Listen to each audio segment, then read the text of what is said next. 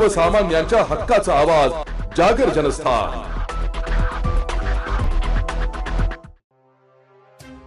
सकल हिंदू समाज येवला यांच्या वतीने बांगलादेशात हिंदूंवर होणाऱ्या अत्याचार त्वरित थांबवावे या संदर्भात येवला तहसीलदार यांना निवेदन देण्यात आले।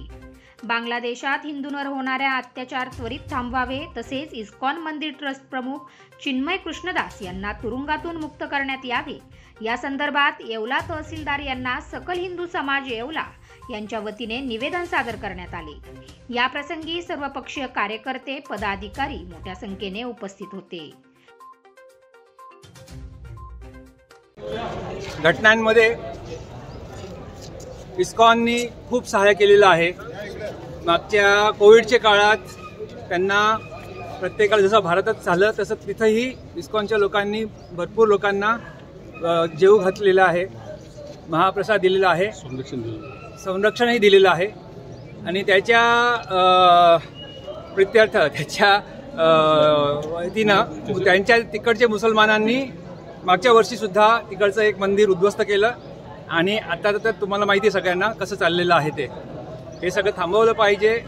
जगभर ह्युमन राईट्सचे खूप लोक असतात, कोणीही याच्यात तस्दी घेत नाही आहे, त्यांनी पण कृपा करून याच्यात काहीतरी करावं ही विनंती। खरं आहे की जगामध्ये मानवाधिकार आयोग हा जिवंत असल्याचं नेहमी सांगितलं जातं, परंतु बांगलादेशमध्ये हिंदूंवर जे अत्याचार होतात त्या बाबतीत हे मानवाधिकार आयोग हे नेमकी कोणती भूमिका घेतं त्याच्याबद्दल अत्यंत संभ्रम आहे। मुळात महत्त्वाची गोष्ट अशी की तिथे 3% हिंदू आहेत आणि त्या हिंदूंना संरक्षण मिळावं ही जागतिक स्तरावर मागणी होत आहे। अमेरिका आणि अमेरिकेमध्ये बदललेलं जे ट्रम्प सरकार आहे त्यांची पण भूमिका हीच आहे की तिथल्या हिंदूंना संरक्षण मिळावं, परंतु आत्ताच्या परिस्थितीमध्ये जे काही चाललंय ते अत्यंत भयावह आहे, अत्यंत भयानक आहे।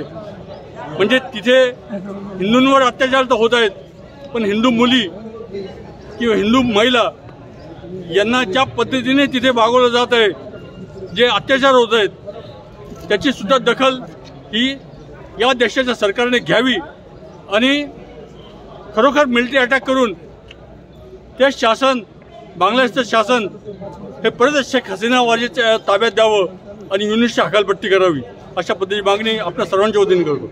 जो रांकाळ माजलेला आहे त्या रांकाळामध्ये आपला अल्पसंख्याक हिंदू समाज असलेला हिंदू समाज याच्यावर सुद्धा मोठ्या प्रमाणात अत्याचार होत आहे, त्या महिलांवर अत्याचार होत आहे, त्यांची संपत्ती लुटली जात आहे। तरी आपल्या हिंदू समाजाला, बांगलादेशातील हिंदू समाजाला, हिंदू धर्म भारतातील हिंदू समाजाने सुद्धा मोठ्या प्रमाणात पाठिंबा देण्याचे ठरविले असल्यामुळे आज येवला येथे त्याचा बांगलादेशमधील हिंदूवर अत्याचार होत आहे त्यांना पाठिंबा देण्यासाठी येवला येथील सुद्धा हिंदू बांधव रस्त्यावर उतरलेला आहे आणि त्यांना पाठिंबा देत आहे। तरी भारताचे पंतप्रधान नरेंद्र मोदीजी यांनी सुद्धा आता इंटरनॅशनल स्तरावरून बांगलादेशवर दबाव आणावा आणि हिंदूंचे संरक्षण करावे म्हणून आम्ही येवला तहसीलदार यांना निवेदन देत आहोत की लवकरात लवकर याची कारवाई व्हावी ही नम्र विनंती। जागर जनस्थानसाठी सचिन वखारे, येवला।